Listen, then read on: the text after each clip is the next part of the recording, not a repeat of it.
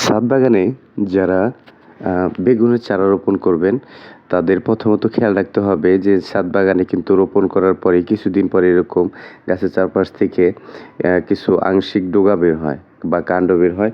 এই কাণ্ডগুলো কেটে না দিলে কিন্তু আপনার গাছে অনেক বড় ক্ষতি হয়ে যাবে, কারণ এগুলা থেকে কিন্তু কোনোদিন ফল আসবে না। এগুলা শুধু গাছের থেকে রসই খাবে। তাই এগুলা হওয়ার সাথে সাথে আপনারা দেখা মাত্রই এগুলা কেটে দিবেন এবং পরবর্তীতে দেখবেন যেগুলা কাটার পরে আপনাদের গাছে ফল ফুলে ভরে গেছে। আর এগুলো যদি না কাটেন তাহলে আপনাদের গাছে বেগুন আসবে, কিন্তু ওরকমভাবে আপনারা ফল ভালো পাবেন না।